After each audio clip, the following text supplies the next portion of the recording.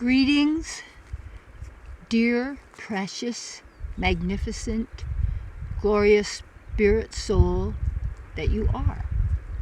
Eternal being. You are life.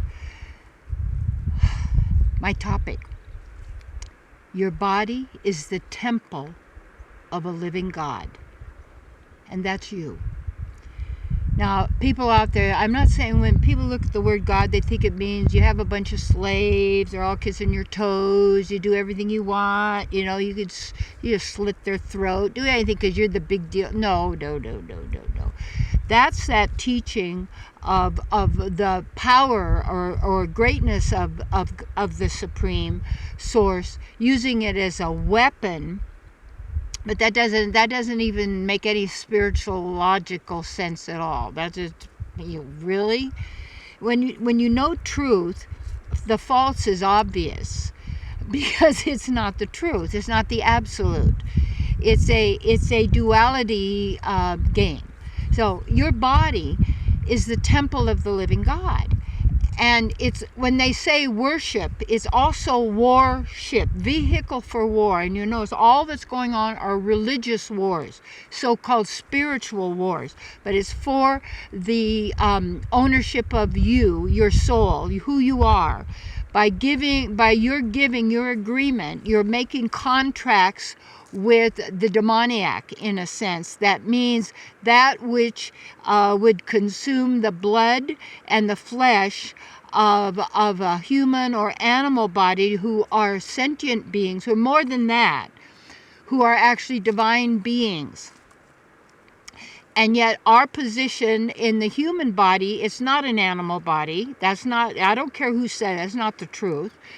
And when you check on the ancient teachings of the Vedas, and the Puranas is what I prefer, because it's about the cream of all of that knowledge and teaching.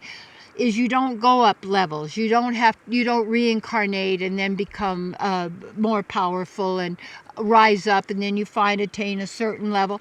No, that's that world, that mind reality. But the truth is, you're already there. It's who you are. And in your body, so then taking care of the body as a temple of the living God, so that you would only put into that body that which is harmonious for the body, and for the body to be a pleasurable place for you to be, in that sense. Because you're not really experiencing the body when you're in the temple of the living God, because the divine being within you is always, I don't know how to say it,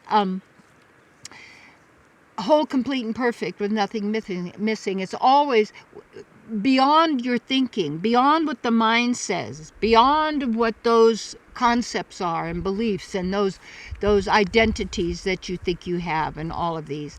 It's even with people saying, "Oh, I'm a this and I'm a that, and I'm a woman, I'm a man, I'm a this, but this is my preference, I'm this and that." These really have nothing at all to do with our divine spiritual self. And taking all of these words and bringing them into a sexual place, which is 666, which is hex, which is a six-sided geometric shape, which are just little symbols and letters that actually have no meaning at all, except the meaning that we give them and allow them to have, which they have. We are the meaning. All of the other is a manifestation and a creation, and it takes our agreement. And so therefore, the body being the temple of the living God, then you want to have that where you are is the closest that you can be to the divine, and that is the integrity of nature, to help you get the integrity of the physical body, because the physical body and nature are made from your elements of the earth, the air, which oxygen, the fire, the water, the sound, and such, and these elements. And And so the senses then of this body are information gathering of the information of all of this, because that goes into a super main computer that everybody's mind is connected to on that level. And we all know that, and that's the way it is. That's why everybody's thinking the same thing. That's why don't believe your thoughts. Don't believe the thoughts of others, because that's just their thoughts, their words, and these are statements that then we give meaning to and we give emotion to, because we're reacting. They're based on fear and guilt. Okay, so when you do that, then you're torturing the temple, you're torturing yourself.